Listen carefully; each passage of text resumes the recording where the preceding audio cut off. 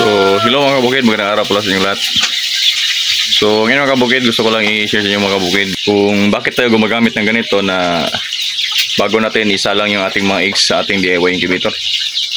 So, bago lahat mga kabukid, puntahan muna natin yung ating mga 1 month old na mga sisiyo na inilipatan natin doon sa ating range. Yung nilinis natin na pabahay nila doon sa range. So, halika mga kabukid, samahan niyo ako. So, puntahan natin mga kabukid. Video tayo dito mga kabukid para makita ninyo yung ano ang tsura ng ating range. So ganito siya kakalat mga kabukid yung ating range. So madaming mga dahon galing doon sa Jimelina. Ayan o. So, may puno dito sa gilid. So ito, video tayo dito para makita ninyo anong forma ng ating range area, kung gaano siya kadumi. Pero hinayaan ko lang yan mga kabukid para yung mga insekto ay nandyan lang sila magtatago para kakainin natin mga manok. So yung ating mga inahin mga kabukid o yan. So ang oras pa lang yun dito sa amin ay alas 8 ng umaga. So yan o, nangingitlog na sila.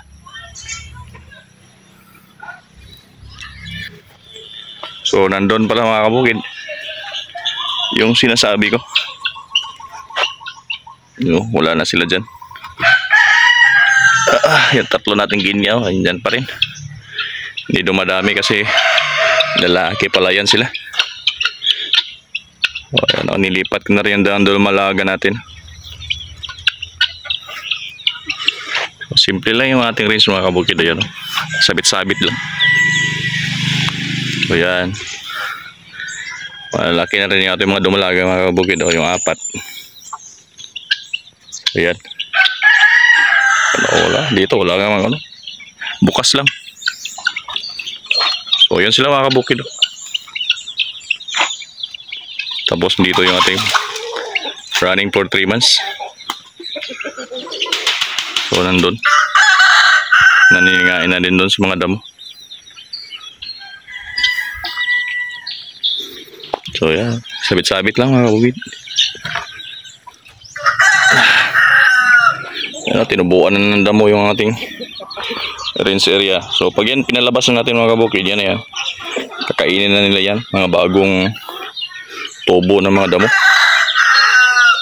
So yan, nandito sila mga kabukid.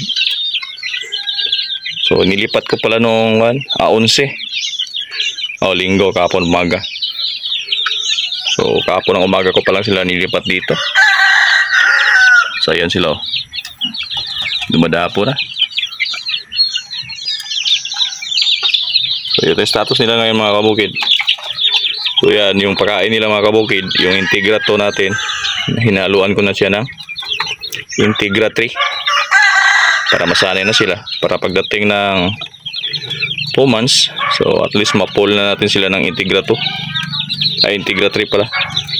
So walang nang halong Integra 2. So yan, vitamins pa rin gumagamit tayo, electrogen lang mga kabukid. So disclaimer lang mga kabukid, hindi tayo endorser ng mga produkto na ating binabanggit. Share ko lang sa inyo mga kabukid yung ano ang ating gamit dito. So yan sila mga kabukid, malalaki na, maliliksi. So mayroon pala ako naisip dito mga kabukid kung ano yung aking gagawin sa mga sisiyo na pagdating ng 1 buwan. O siguro gagawin ko yung gano'n na estilo mga kabukid pag matapos ko nang gawa ng yero yung kabila mga kabukid, yung pangatlo natin pabahay, yun nandun. So gagawin ko yun na estilo, subukan ko mga kabukid para hindi na tayo mahirapan na magpalipat-lipat ng mga sisiw. So bali isang lipatan na lang. So share ko din yun sa inyo mga kabukid kung ano yung aking gagawing diskarte dito, para at least kung gusto niyo ng ganitong topic sa pag-aalaga ng mga manok na native tulad sa akin, is mayroon kayong idea. So depende na lang sa inyo mga kabukid kung gagayahin ninyo. So punta na natin yung mga kabukid, yung ating timbangan ngayon, bakit ako gumagamit ng ganun. So yun mga kabukid, yun na pala yung ating mga alaga ngayon na bagong lipat dun sa range.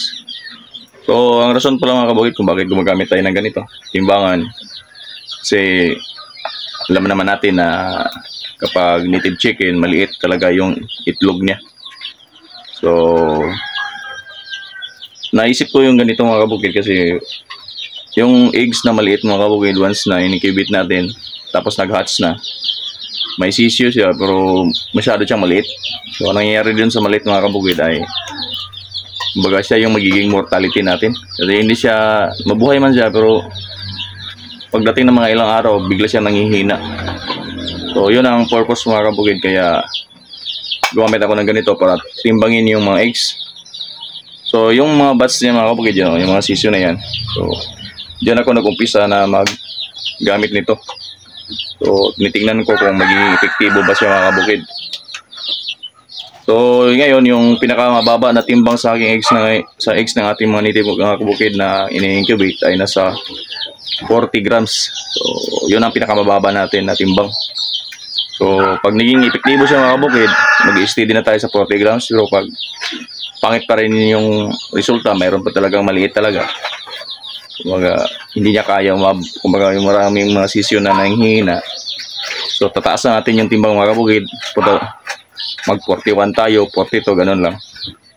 So, inoobserbahan lang natin mga kabukid para hindi masayang yung ating mga sisyo na pinapapisa. Ay yung amang mga itlog na pinapapisa natin. Kasi boy man yung sisyo, nag-hatch siya, pero wala rin. Mawawala rin siya pagdating ng mga ilang linggo. So, siya yung mga magiging mortality natin. So, sayang siya mga kabukid. So, mabuti pa na habang maaga pa, kukunin na natin siya maliit. At least mayroon tayong ulam. So, yun lang mga kabukid yung aking ginagawang diskarte kung bakit gumamit ako dito. Gumamit ako ng ganito. So, disclaimer lang mga kabukid. Itong ginawa ko ay sarili ko ang diskarte. So, hindi tayo eksperto mga kabukid. Depende na lang sa inyo kung gagayahin nyo hindi.